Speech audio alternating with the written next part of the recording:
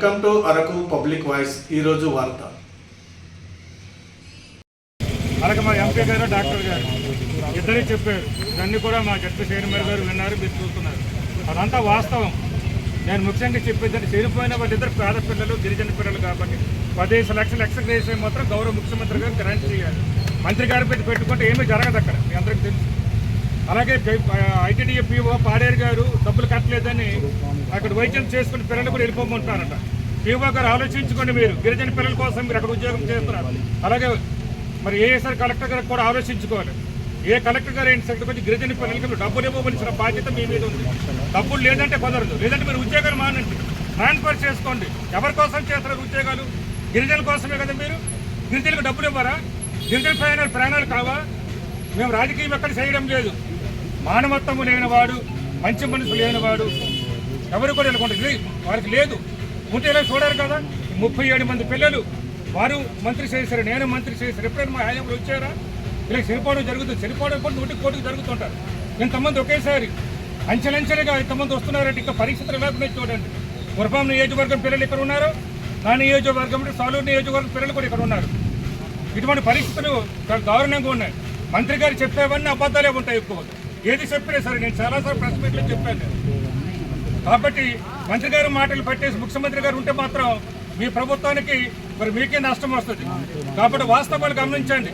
గిరిజన ప్రాంతంలో ఏం జరుగుతుంది అందరి స్క్రీనింగ్ టెస్టులు చేయించండి అన్ని హాస్టల్లో పిల్లలకి. మొన్న మీరు సర్వే చేయించిన 2 రోజుల క్రితం నేను చెప్పాను చాలా బ్యాడ్గా ఉందని. మీ సర్వేలో నాకు సెల్ ఫోన్లో వచ్చింది. హాస్టల్ పరిస్థితి ఎలాగుందంటే హైకోర్టే చెప్పింది బాగులేదని, పరిస్థితి బాగులేదన్నారు. అలాగే ఈ మధ్య దర్శనాలకు వెళ్ళేటప్పుడు టీటీడీ ఉండేది బాగుందని చెప్పాను. నేను వ్యతిరేకంగా చెప్పలేదు. మరి దర్శనానికి వెళ్ళే టీటీడీ బాగుందని చెప్పాను. నేను అసలు అంటే బాగులేదని చెప్తున్నాం. మేము రాజకీయం చేయదలుచుకోలేదు. అందులో మా ప్రాణాలకి, మా పిల్లల ప్రాణాలకి, మా గిరిజన ప్రాణాలకి ఇంత దారుణంగా జరుగుతుంటే ముఖ్యమంత్రి గారు చూస్తున్నట్టుగా ఊరుకోవడంలో సమంజసం కాదు. మంత్రి గారి మీద పట్టుకుంటే మాత్రం మాటలకు మాత్రం పరిమితం. మీరు ఆలోచించుకోండి. ఆమె చెప్పేది ఒకటి, చేసేది ఒకటి. చెప్పేది ఒకటి జరగదు. మీకు తెలుసును కదా, నా మొదటి సంతకమే ఏం చెప్పారు? ఏఎన్ఎంఎల్ వేస్తాను, నా బిడ్డలు, నా గిరిజన పిల్లలు వాళ్ళకి ఏ నష్టం జరిగిన నాకు నష్టం లేక భావిస్తాను అని మొదటి సంతకం పెట్టండి. ఆమె అమలైందా? ఏఎన్ఎంలు ఇంతవరకు అమలు కాలేదు. మొదటి సంతకం అమలు కాలేకపోతే మంత్రి ఎందుకండి అట్లేదు? చెప్పండి అట్లేదు. మేము ఎప్పుడైనా హామీలు చెక్కొట్టిస్తామని చెప్పని చెప్తాను. నేను చాలాసార్లు అడిగి ఈ రోజు ఇక్కడ అడుగుతాను. ఎప్పుడైనా నేను విశాఖపట్నంలో నేను ఎప్పుడైనా చెప్పిందో ఫలాంటి మీరు చెప్పారు, అబద్ధం చెప్పారు, అమలు కాలేదని చెప్పండి. మీరు అబద్ధం చెప్పడం మాకు చేత కాదు, ఉన్న వాస్తవం చెప్తాం. కాబట్టి మా వర్షం వచ్చింది, ముగిస్తాను. దయచేసి గౌరవ ముఖ్యమంత్రి గారు ఆలోచించండి. మానవత్వంతో చనిపోయిన 2 పిల్లలకి 15 లక్షల రూపాయలు ఎక్సర్సైజ్ ఇవ్వాలి. ఉన్న పిల్లలకి మాత్రం ఏ నష్టం జరగకుండా చూసుకునే బాధ్యత చూడండి. అందరూ డాక్టర్లకు చెప్పండి, సూపరింటెండెంట్ గారికి చెప్పండి, అలాగే అన్ని జిల్లాల కలెక్టర్లకు చెప్పండి, పీఓలకు చెప్పండి. కేజీహెచ్ కవరేజ్ తీసుకొస్తున్నారు. తప్పనిసరి పరిస్థితులు ప్రైవేట్ హాస్పిటల్కి ఎవరైనా గిరిజన పిల్లలకు తీసుకొస్తే డబ్బులు ఇవ్వవలసిన బాధ్యత ఆ పీఓలది, ఐటీడీ ప్రాజెక్ట్ ఆఫీసర్ది, ఆ కలెక్టర్ది. లేనప్పుడు వాళ్ళు తప్పించండి, మరొకరితో చేయించండి. మేము సాగు కోసం రాలేదు, మా పిల్లలందరూ కూడా అసలేదు బ్రతకాలని, ఇంకొంచెం ఉద్యోగాలు చేయాలని.